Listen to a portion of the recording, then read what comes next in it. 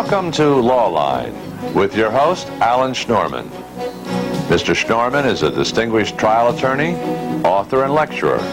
Each week, Lawline will bring you the most knowledgeable experts in the field of law today. And now we introduce our guest and our host, Alan Schnorman. Welcome to Lawline. The Kentucky bus crash, which killed 24 students and 3 adults, has prompted a renewed look at the nation's drunk driving problem. Could stricter laws and penalties have prevented that tragedy and the thousands of others like it that occur each year? Has the time come for mandatory sentencing on a national level? Today we'll look at the drunk driving crackdown and see if it's working. Our guests are Dennis Lavelle, Assistant District Attorney for Nassau County and Coordinator of the D.W.I program, and Madeline Flambaum, past President and Executive Director of the Long Island chapter of MAD, Mothers Against Drunk Driving. Hello, Dennis. Hello, Madeline. Hello. Madeline has brought with us certain statistics which I'd like to read to our audience. Presently, over 25,000 people are killed each year by drunk driving. 650,000 persons are injured each year by drunk drivers. Of those, 125,000 people are permanently injured. And drunk drivers last year caused over 1 million accidents. With that, Madeline, what are the goals of MAD? Prevention to stop people from drinking and drugging and driving. And reading these statistics tells you why we are mad and why we're fighting back, so that our roadways can be safe and that we can get to where we'd like to go without having to worry about the driver in the next car being impaired on either alcohol or drugs. Well, Dennis, you're in enforcement. What's the enforcement community doing? We're prosecuting the cases to the best of our ability. We look at each and every case to determine whether or not that particular case deserves to be plea bargained to a lesser crime. And generally, we respond to the citizens of the community, and the citizens of the community now want stricter enforcement of the drunk driving laws. Let's discuss those issues. Plea bargain. What does that mean for our audience who doesn't know? When a person is charged with a crime, the district attorney, because of the amount of cases we have in the system, because of the amount of judges, the amount of time we have to prosecute cases, will evaluate a case and decide if a lesser plea should be given in a particular case. Even though the person may be guilty of drunk driving, in certain instances he may plead to a lesser charge, such as what? Well, in New York it would be driving while impaired, which is a lesser included offense of driving while intoxicated. Well, how do you feel about that, Madeline? Well, I'm not too happy about it, but I do know that Nassau County is doing their best, and they've been fully cooperative with MAD in trying to take the drunk drivers off the road. Well, let's take actual examples. If an individual is arrested for drunk driving while intoxicated, first offense, what happens to him or her? Well, we'll look at the whole case. We'll look at the reading, the breathalyzer, how much alcohol, if he gave us a sample of his breath, how much alcohol he had in his system. And what range can that be from? It can be from 1.0, which is the legal limit, as high as a 4.0. 4.0 we could hardly stand. Generally, the average is like a 0.15 blood alcohol content. We'll look at the driving. We'll look at the physical condition of the defendant. We'll see if there's an accident. And based on all of this, we'll determine whether or not a plea should be given. Well, let's take the example of all those things are positive. There was no accident. The person, what's the expression, blew 1.5, which is what the average. What would happen? They take a plea. Do they go to jail? Do they pay a fine? What happens? In New York, he would have been charged with a driving while intoxicated, which is a misdemeanor. You get a maximum fine, mandatory of $350, get up to a year in jail, get up to 3 years probation, and a mandatory revocation of his license. That case would probably be pled down to driving while impaired, which is a mandatory $250 to $350 fine, a license suspension for 90 days, and a possible jail sentence of 15 days in jail. As a practical matter, does driving while impaired, do they do jail time? No, as a practical matter, they don't. A judge, as part of his sentence, can also give a conditional discharge, and one of the conditions could be alcohol therapy. And many judges do that on the first offenders. Well, Madeline, let's take your case personally. I know you've been the victim of 2 car crashes, both caused by drunk driving. What happened in your case? Well, in my case, actually I was personally injured twice in 2 different drunk driving crashes. In both cases, absolutely nothing happened to the drunk drivers. The second crash, I was 9 months pregnant with my first son, and he did sustain spinal injury, but nothing happened to the drunk drivers. That was it. It was before MAD, it was before all this public awareness as to the drunk driving issue. The third time my family was involved was when my sister was killed. And the young man pleaded down to an impaired charge, and as far as I know, he only served about 2 days. Well, let me turn to the district attorney and ask him, well, what do you think of that? Well, I think over the years, since MAD came into existence, there has been a real change in the attitude of the district attorney's office, the public, and the judges. Today, if a person is convicted of... Madeline, was there a felony charge in your case?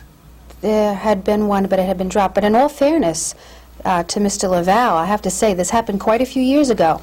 Things have changed now, and this young man would have gone to jail. Well, we're only using this as an example and to Right. inform the public of what is happening. So, Today, judges in the county court on felony charges related to DWI will put people in jail anywhere from 6 months to 7 years, depending on the crime.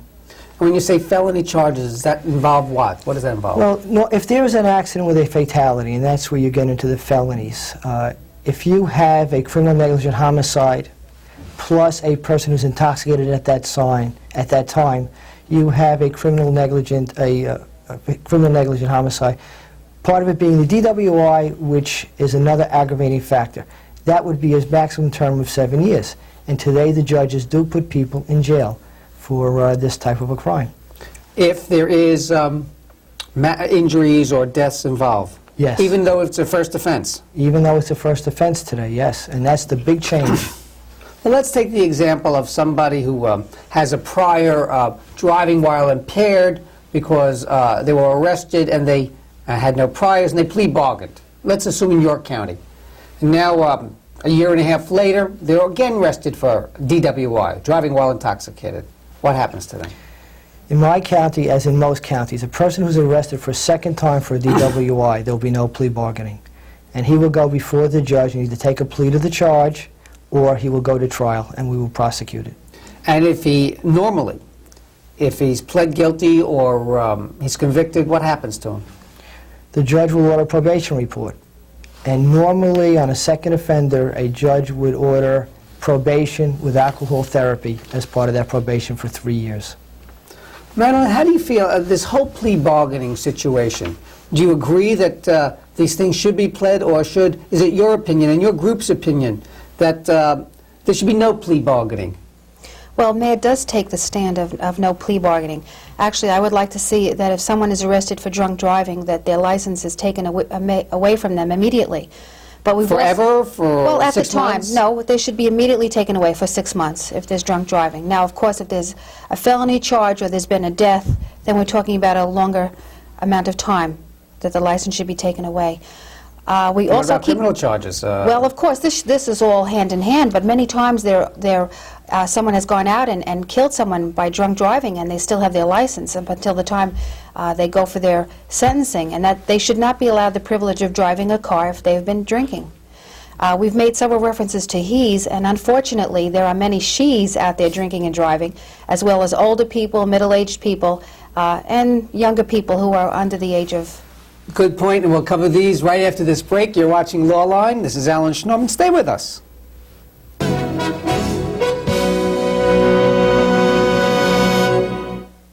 There's a reason people whisper when they tell you a rumor. It's because 9 times out of 10, it's not true. Take all the rumors about AIDS. People are saying you can catch AIDS from a mosquito bite or in swimming pools. The fact is, there isn't a single case of AIDS on record caused by casual contact. It's up to you. You can believe the rumors, or you can get the facts. Rumors are spreading faster than AIDS. Call your local Red Cross for the facts. If you are injured in a car or any other type of accident, you have the right to fair compensation for injuries, pain, and suffering, including lost wages. If an accident leaves you disabled or unable to return to your job, put the law firm of Zalman and Schnorman to work for you. There is no charge for our legal services unless your case is settled or won. If you are unable to come to our office, we will come to your home or hospital to speak to you. Call 212-668-0059. Zollman and Schnorman. And now a word from the American Lung Association. Your lungs are an incredible piece of machinery, but your lungs are also incredibly delicate. Diseases of the lung are among the most frequent causes of suffering, disability, and death in the United States. Lung cancer is now the #1 cancer killer in America among both men and women. Chronic bronchitis and emphysema are marked by chronic obstruction to the airflow. Among chronic diseases, asthma is the leading cause of school absenteeism. Yes, TB is still with us. In the past year, over 22,000 Americans have contracted TB. Lung trouble can come from the air you breathe at work, but thanks to the American Lung Association, you can breathe a little easier. They're working to fight all this lung disease. Your lungs are a miracle. Take care of your lungs. They're only human. And if my lungs weren't in great shape, I couldn't have said all this. The American Lung Association. The Christmas seal people.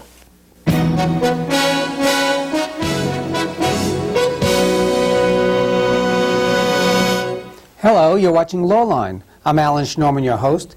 Today's topic is drunk driving. Our guests are Dennis Laval, Assistant District Attorney, Nassau County, and Madeline Flambaum, past President and Executive Director of MAD, Mothers Against Drunk Driving. Madeline has brought with us the magazine, which I'd like to hold up for the camera, from MAD. And to understand that this magazine can be received free of charge. Yes. Just by calling your MAD chapter in your local jurisdiction. Look in your yellow pages. Madeline, you're involved in a special program now for D.W.I. in Suffolk County. Can you tell us about it? Well, Suffolk County has a model program, the way I understand it, for D.W.I. offenders. Now, these are people, old as well as young, that have been involved with drunk driving crashes. Now, it seems the criteria to get into this program is you have to have had already 3 or 4 crashes, and then they deem you an alcoholic to get into this program. So it's incarceration with rehabilitation. Now, I go out, it's in Yapeg, and I go out to the facility every few months, and I give a program to the residents, quote-unquote residents in this program, about MAD, about why I'm involved with MAD. It's an excellent program in general for these DWI offenders because they get 24 hours of AA. Dennis, have there been any studies about the typical person who is convicted of driving while intoxicated? The age, the sex, the profession? Well, generally speaking, it's going to be somebody between the ages now of 21 and 30 is the major group. Male, female? And mostly male. They're still the ones that are doing the drinking and driving. And are these basically people who are drinking hard liquor or beer? It makes no difference. They could be drinking either. I mean, people can sit down and drink 2 6-packs of beer and get in a car and drive away, as well as having 6 or 7 hard drinks. 2 6-packs of beer, you said it rapidly, but that would be 12 cans beers. of beer, or almost 144 ounces of beer. A person who weighs 150 pounds, if he sits at a bar and is there for 3 or 4 hours, he can easily drink that much. And he does to blow a 15 reading over that period of time. I'm told that 1 can of beer equals 1 shot of alcohol. Yes. Liquor, is that true? That's true, as far as the blood alcohol content. So the person who just says, I just had 2 beers, really could have said, I just had 2 shots of liquor as well. Yes. What about driving under the influence of drugs? Is that a problem? Yes, it is a problem. Most enforcement people look at alcohol, but now we're seeing more and more drugs are coming in, and more people are getting arrested. In California, they have a program where the police officers do an examination of a defendant and can name the drug within a category of what drug he's on. They have trained Nassau County police as well as the state police who are located in Nassau, and we are in the process of going through this drug expert program also. Madeline, does your organization want stiffer laws? Oh, yes, we do, and I also would like to see some of the laws enforced that we have now on the books.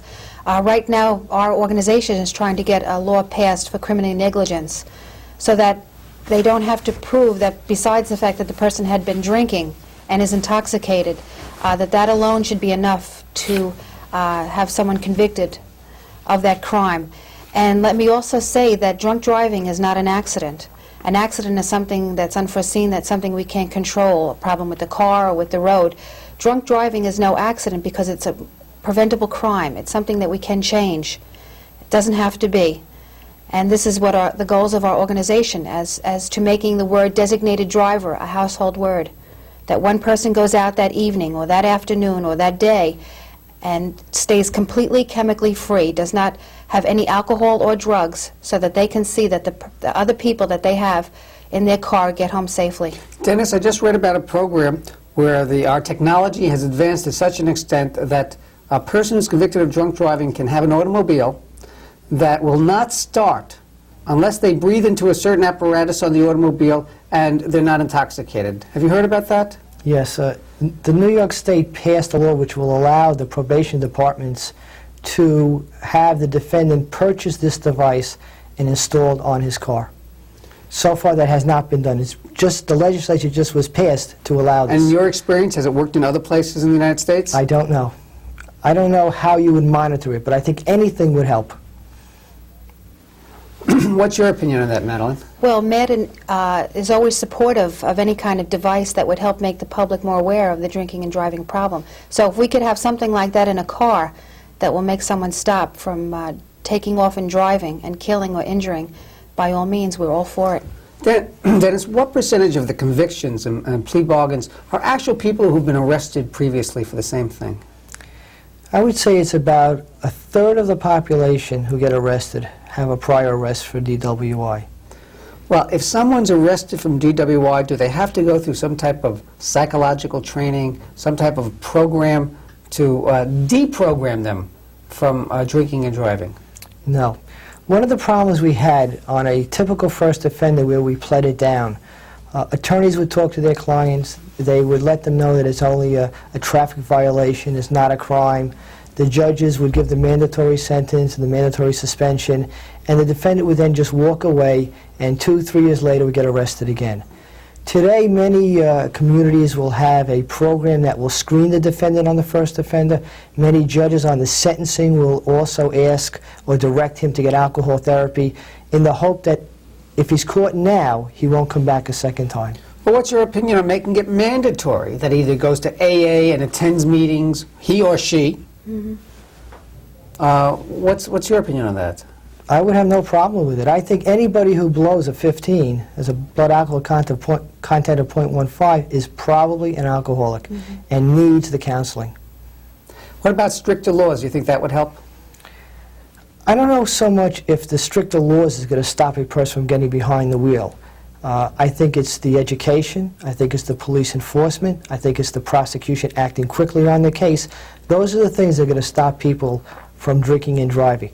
Right now, the law says on a misdemeanor that he can go to jail for 1 year. I don't know how much more can scare a person into not drinking and driving. Let's go beyond that. What about the situation where you have a bartender who's serving somebody who's obviously intoxicated, but he really doesn't care and keeps giving him drinks, and the fella closes the bar and staggers out to his car? Is that bartender in any way culpable?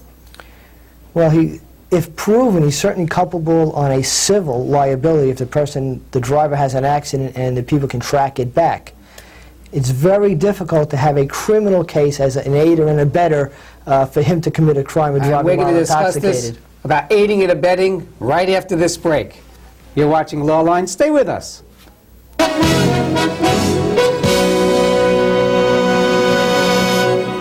My father taught me to steal and to pitch. Today I struck out 7 and stole home. I think Dad would have been proud. Coach was. He said he wished Dad had taken as good care of himself as he did of me and Billy. Billy won't talk about it, and Mom can't stop crying. I don't know what it's like to have a heart attack, except I can see it hurts. It hurts bad. You can help prevent heart disease. We can tell you how. My father, Gordon McRae, was one of the biggest stars in musicals. He was also an alcoholic. When I was little, I thought I could stop my dad from drinking. But only the alcoholic can do that. And finally, my father got help and stayed sober the last 7 years of his life. I was so proud of him. Alcoholism is treatable and preventable. Be alert to signs that you might need help, especially if you're the child of an alcoholic. For information, call the National Council on Alcoholism, 1-800-NCA-CALL. Personal injury lawyers know how to determine fair compensation for their clients' injuries, pain, and suffering, often far more than insurance companies would like to pay. Don't try to evaluate your case yourself. Call the law firm of Zalman and Schnorman, specialists in personal injury litigation. There's no consultation charge and no fee for legal services unless your case is settled or won. If you are too injured to come to see us, we will come to your home or hospital. Call 212-668-0059, Zalman and Schnorman.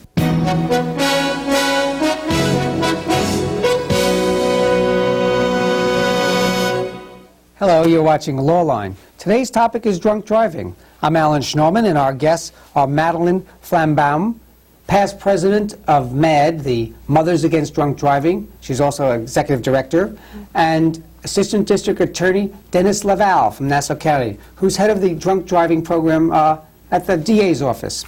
Madeline, you were just commenting during the break about something you know regarding a bartender who was serving a person who was obviously intoxicated. What's that? The case was in Brentwood, and to my recollection, that the bartender was found guilty of serving an intoxicated person.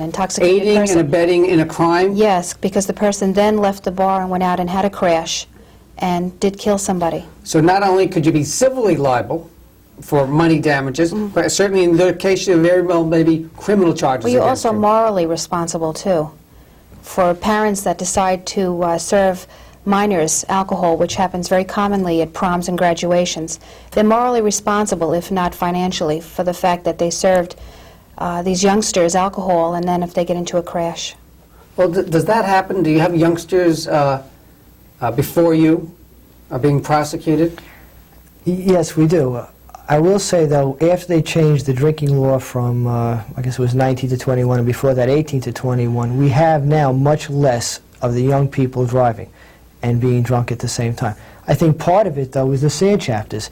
I think that the schools are doing a good job in educating the kids not to drink and drive, and I think that's a real part of the attitude change in our communities that are having an effect on the drunk driving population. Well, let's talk about those persons who are having the parties, those persons who are having teenagers at the parties, and alcohol is being served, and sometimes being served to intoxicated teenagers. Is there any culpability on the parents or the host?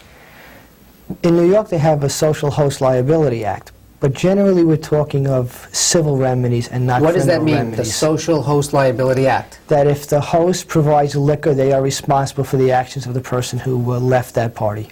So in other words, if the person who leaves the party is in an accident and kills somebody or injures them, someone else, then the host who served them alcohol while they're intoxicated is responsible? At least on a civil level, for the negligence part of it. On the criminal level, it's more difficult because we have to prove beyond a reasonable doubt that that person knew they were serving somebody who was intoxicated.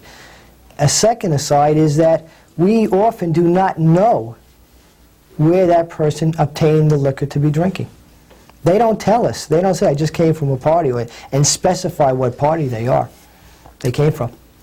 What about tests? When a person is arrested for driving while intoxicated, how do you find out they're intoxicated? Well, normally a breathalyzer will be given. They are arrested, taken to a police headquarters. They are given an opportunity to take a breathalyzer, which can show their level of alcohol in their system. They're given an opportunity. What if the person says, I refuse?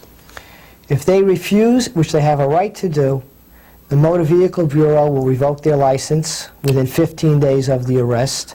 They are still charged with operating a motor vehicle while intoxicated on a common law theory. That's what you and I would look at a person and say they're intoxicated. Such as they cannot walk a straight line, or they smell from alcohol, or everything you see, stagger, swaying, bloodshot eyes, slurred speech, all the things that you go to a party and you look at the person, takes you a second, you say that person's drunk.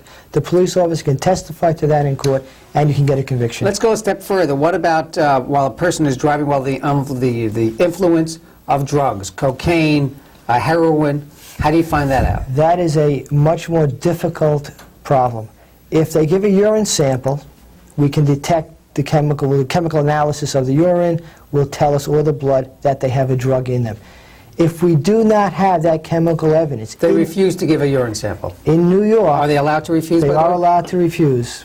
In New York, we have to specify the controlled substance that they are using. Now, you may be able to do that He may tell you that he was using cocaine. We may find cocaine on him. We may find a residue, a white residue in his nose. So we will look at other things to see if we can corroborate the drug that he's used and specify it. Let's take the instance. He refuses to give you a urine analysis. Makes no admissions. Makes no admissions and has no white residues in his nose.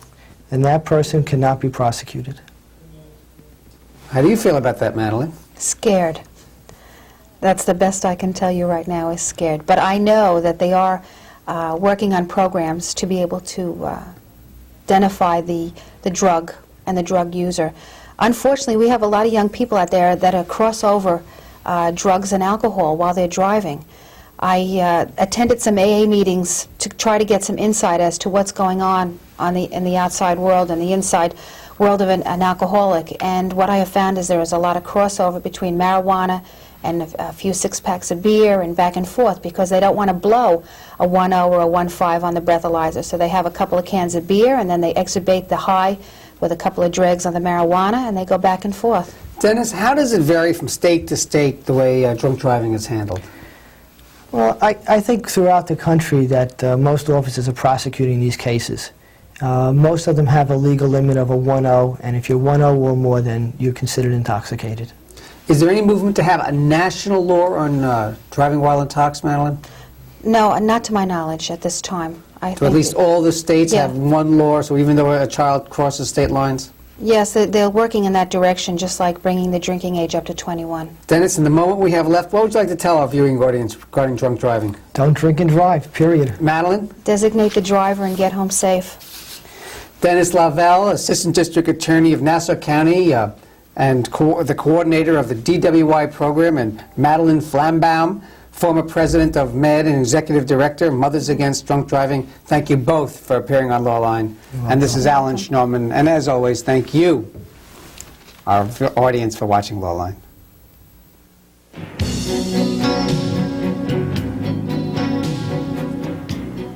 You have been watching Lawline with your host, New York trial attorney, author and lecturer, Alan Schnorman. Mr. Schnorman will be back with you next week at the same time.